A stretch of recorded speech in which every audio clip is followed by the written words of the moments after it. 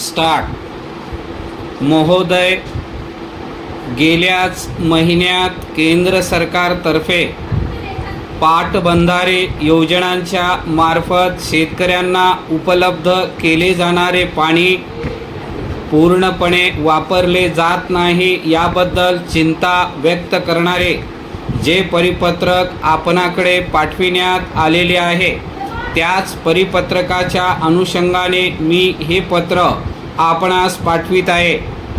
हा देश अन्नधान्याच्या दृष्टीने स्वयंपूर्ण होणे आवश्यक असेल तर या देशातील शेती जी निसर्गाच्या लहरीवर आणि पावसाच्या कृपेवर अवलंबून आहे, ती तशी न राहता हुकमी पाणी तिला उपलब्ध करून देण्यासाठी शासनातर्फे मोठमोठ्या पाटबंधाऱ्यांच्या, मध्यम पाटबंधाऱ्यांच्या आणि लघु पाटबंधाऱ्यांच्या योजना हाती घेतल्या जातात।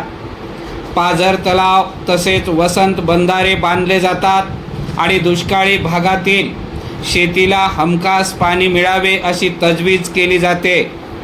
परंतु असे पाणी देण्याकरिता जो नाममात्र दर किंवा पाणीपट्टी शेतकऱ्यांना आकारली जाते, ती पाणीपट्टी देणे टाळण्याकरिता शेतकरी कालव्याचे पाणी वापरण्यास अनुत्सुक असतात, असा या शासनाच्या पाटबंधारे विभागाचा दुःखद अनुभव आहे।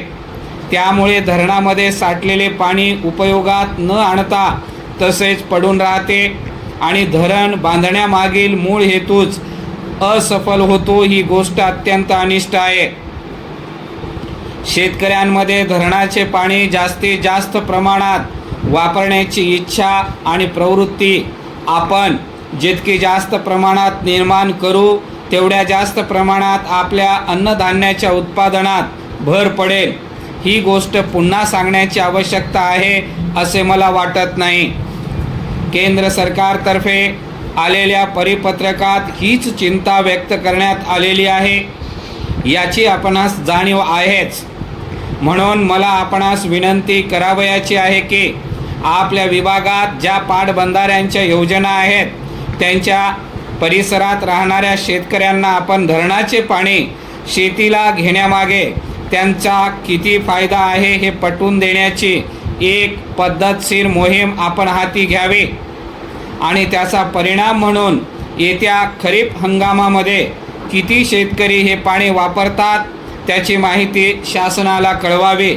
मला याची कल्पना आहे की आपल्या कार्यक्षेत्राचा विस्तार फार मोठा आहे आणि अनेक हजार शेतकरी आपल्या विभागात आहेत जे हे पाणी वापरू शकतात। त्यामुळे आपल्या हाताखाली असणाऱ्या कर्मचाऱ्यांच्या मदतीने आपण हे काम करू शकणार नाही। म्हणून आपणास विनंती आहे की आपल्याला हे काम करण्याकरिता किती जादा कर्मचाऱ्यांची आवश्यकता आहे हे आपण या विभागाला त्वरित कळवावे, म्हणजे वित्त विभागाची मान्यता घेऊन तो कर्मचारी वर्ग आपणास मंजूर केला जाईल। या विभागाची अपेक्षा आहे की आपण ही माहिती येत्या 15 दिवसाच्या आत या विभागाला कळवाल। आपण असे केले तरच वित्त विभागाची मान्यता घेता येईल।